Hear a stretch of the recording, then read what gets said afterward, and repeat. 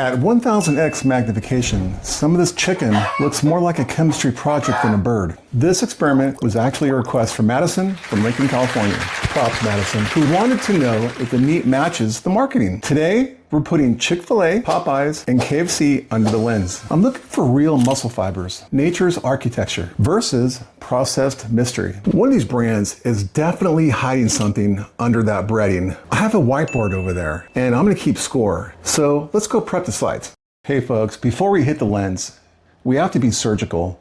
I'm taking a core sample from each brand, but we aren't looking at the outside yet. We're going into the heart of the fillet. I'm adding the immersion oil now, and this allows us to hit 1000x magnification with actual clarity. If there's meat glue or restructured protein in there, there's nowhere for it to hide. So here we are back at the scope, starting with the industry gold standard. Look at those long parallel lines. Those are striations. In the world of the visual scientists, those lines are exactly what we want to see. That is organized muscle fiber. It tells us that this piece of meat was once an actual bird, not a paste squeezed out of a tube. The structure is clean, the fibers are distinct. This is our control for the day, you guys. If the others don't look like this, we have a problem. So I'm going to show you exactly how to spot the difference yourself. On the left, we call that real muscle integrity. On the right, it's called restructured meat. Industry players use enzymes like transglutaminase, transglutaminase, otherwise known as meat glue. It's actually pronounced transglutaminase, to turn scraps into a solid looking fillet. Remember those lines. On the left, we have what nature intended, striated muscle integrity. I'm circling the striations right now. These repeating dark and light bands are called sarcomeres. They are the functional units of the muscle. See these long vertical cables? Those are myofibrils. They're perfectly lined, proving this tissue hasn't been tampered with or ground up. And these dark oval structures on the edges, those are nuclei. Real chicken is multinucleated living tissue. When you see this level of biological architecture, you know you're eating a whole muscle fillet. So now look at the right, you guys. This is a total collapse of structure. Just an amorphous matrix. I'm circling these white pockets. Those are lipid globules. In processed meat, the fat isn't part of the fiber. It's just trapped oil droplets floating in a protein emulsion. See these dark jagged fragments? That's cellular debris, a common byproduct of mechanical separation. This is what happens when you take scraps, grind them into a featureless paste, and use meat glue to press them into a chicken shape. So we're already taking a look at Chick-fil-A before, but I wasn't really satisfied. I wanted to go deeper. Today, we're pushing the sample to the absolute limit at 1000x magnification using oil immersion. If you've ever wondered if this is actually real chicken or just some high-tech lab sponge, the cellular level is where the truth finally comes out. So at this scale, you aren't just looking at meat, you're looking at biological architecture. See these long parallel lines? Those are myofibrils. This is a big giveaway right here, you guys. In cheap restructured nuggets, those fibers are usually pulverized into a grainy, mushy paste. But here, those striated patterns are still looking good. That's a fingerprint of actual intact muscle tissue. So look at these dark spots right here. Those are the nuclei.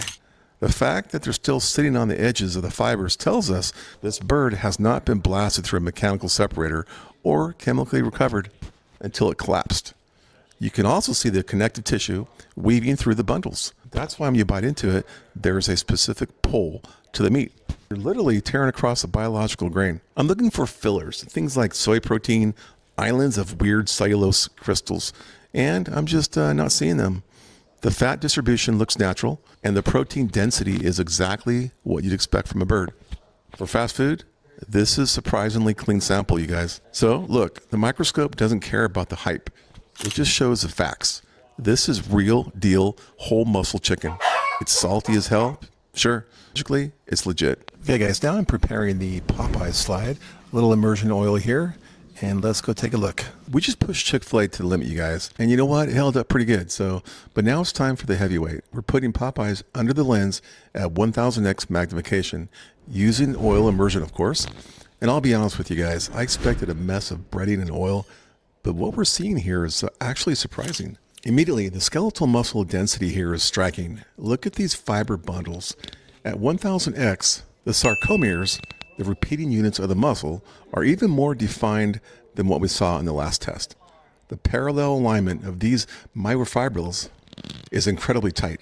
This indicates a very high quality cut of whole muscle that hasn't been compromised by excessive brine injection or plumbing, which usually distorts these rows. Now let's take a look at the intracellular space.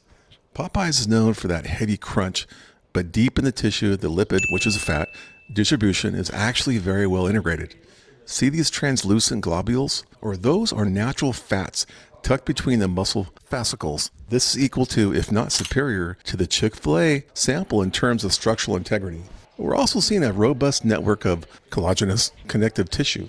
In the lab, that's what we call biological proof of a non-processed product. So it looks like a real bird thus far. The most interesting part, the cross striations are vivid. This chicken was clearly handled in a way that preserved the cellular walls. Often in fast food, the freezing and thawing cycles create ice crystals that shred these cell walls. You'd see like ghost cells or empty gaps under the scope. But here, the cells are plump and intact. Biologically speaking, this is a top-tier protein structure. It's not just equal to the gold standard we saw before. In some of these frames, it's actually looking cleaner. I didn't expect to say this, but the microscope doesn't lie, you guys. Popeyes is bringing real deal, high quality avian muscle to the table. It's a scientific tie, maybe even a slight edge to the crunch. Stay curious and keep looking closer, you guys. Next up, KFC, Kentucky Fried Chicken, 1 drop of the immersion oil, and let's go take a look, you guys. Where the other two had clear, defined muscle fibers, this sample looks a bit more macerated. The myofibril bundles aren't as tight, and I'm seeing a lot more interstitial fluid and cellular debris. This is often a sign of heavy brining or high pressure processing that begins to break down the protein walls before it ever hits the fryer. You guys notice the lipid, which is a fat distribution. Instead of clean fat globules tucked between the muscle, we have these large irregular oil pools that seem to have invaded the tissue. It lacks that distinct cellular organization we saw in the top tier samples.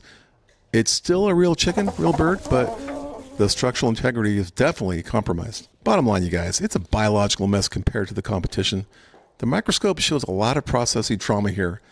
It's a pass, but barely. So we have to look at the skin, right? Under the lens, the organized lines are gone. Instead, we're looking at a chaotic landscape of saturated fats, salt crystals, and carbonized flour. Do you see those glowing orbs? That's trapped oil. It's what makes it taste so good. But biologically, it's a total disaster zone. So there's the feathered truth, you guys.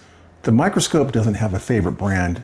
It just shows the data. One of these is clearly closer to the farm, while the others, well, you saw the slides. Madison, there's your answer. You can argue about the flavor in the comments, you guys, but now you know exactly what you're swallowing. Oh, check out this video to see how safe the water is at Disneyland's Pirates of the Caribbean ride. Oh, don't forget to subscribe for more truth. I'm the Visual Scientist. I'll see you on the next slide. And please be kind to one another.